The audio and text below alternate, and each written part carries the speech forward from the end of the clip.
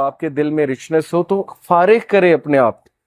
Time نکالیں اللہ تعالیٰ کے لیے، اور پھر دیکھیں آپ کے مسئلے کیسے حل ہوتے۔ کئی لوگ سے میں نے سنا ہے، ایک بھائی بہت مشکل سے گزر رہے تھے، 2 سال پہلے کا واقعہ ہے، اور 6-7 مہینے ہو گئے ان کا وہ مسئلہ حل نہیں ہو رہا، ان کا وہ مسئلہ حل نہیں ہو رہا، کوئی فیملی پرابلم تھی۔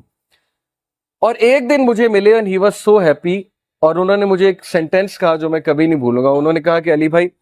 all it took was one تہجد، that's it، لیکن 6 مہینے مجھے کبھی ٹائم نہیں ملا، مجھے لوگوں سے ملنے کا ٹائم مل گیا، مجھے لوگوں سے کہانیاں سنانے کا ٹائم مل گیا، لوگوں کی سننے کا ٹائم مل گیا، لیکن تہجد کا ٹائم نہیں مل رہا تھا۔ all it took was one تہجد، اور میرا مسئلہ حل ہو گیا۔ تو امام شافعی رحمہ اللہ نے کہا کہ میکنگ دعا ایٹ دا ٹائم آف تہجد is like an arrow which does not miss its target. تو باقی یہ کہ اللہ دعا آپ کریں اور نہ ملے یہ ایک الگ بات ہے، ظاہر ہے اللہ تعالیٰ وہی دیں گے جو بہتر ہے،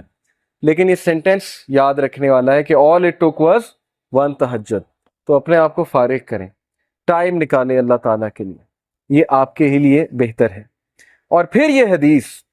انس بن مالک reported the messenger of Allah صلی اللہ علیہ وسلم said, Allah Almighty said، حدیث قدسی ہے، O son of Adam, if you call upon me and place your hope in me, I will forgive you without hesitation۔ اگر تم ہوپ میرے سے لگاؤ گے، امید میرے سے لگاؤ گے، تو میں تمہیں معاف کروں گا، without any hesitation میں تمہیں معاف کروں گا۔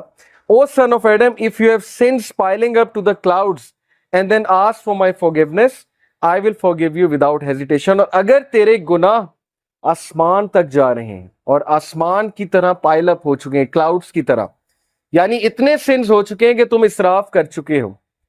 اور تم مجھ سے معافی مانگو گے، میں تمہیں معاف کروں گا، لیکن سچے دل سے توبہ کرو گے، میرے پاس آؤ گے، میرے سے بات کرو گے، مجھے ریکگنائز کرو گے،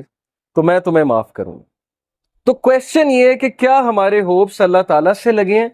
یا ہمارے ہوپس کریشن سے لگے ہیں؟ میں یوتھ سے بات کر رہا ہوں، میں حیران ہوں کہ ہم ایک انسان کے لیے راتیں جاگ لیتے ہیں، ہم اس کے لیے اپنے ڈیسیجن چینج کر لیتے ہیں، کیریئر کے جو ہماری لائن ہے اس کو چینج کر دیتے ہیں ایک انسان کو پانے کے لیے، ایک انسان کے پیچھے دوڑتے ہیں، اور بعد میں ہمیں کوئی خاص فائدہ بھی نہیں ملتا، بعد میں ہمیں جو ہے وہ ریگریٹ ہوتا ہے کہ میں نے اتنا کچھ کیا اور آگے سے رزلٹ جو ہے وہ کچھ بھی نہیں ہے۔ تو یہ ہیں وہ مثالیں جو اللہ تعالیٰ ہمیں قرآن مجید میں بتا رہے ہیں، حدیث میں بتا رہے ہیں کہ تم میرے سے امید لگاؤ، تم میرے پاس آؤ، تم میرے سے مانگو، پھر دیکھو کہ تمہارا مسئلہ حل ہوتا ہے کہ نہیں ہوتا ہے۔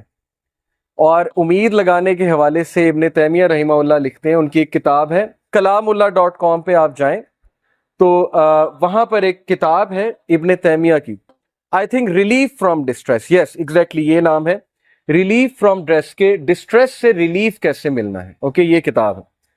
وہ کتاب اس آیت کی تفسیر ہے، لا الہ الا انت سبحانک انی کنت من الظالمین، صرف ایک آیت کو پکڑا ہے ابن تیمیہ نے اور پوری کتاب لکھ دی۔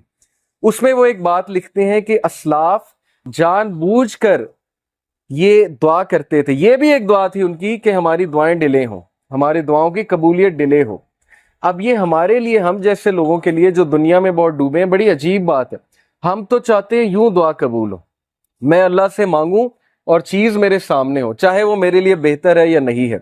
اسلاف کہتے تھے کہ ہم جان بوجھ کے وش کرتے تھے کہ دعائیں ڈیلے ہوں، کیوں؟ کیونکہ جب بندہ دعا کر رہا ہوتا ہے اس کا تعلق ہی اللہ سے اور ہوتا ہے،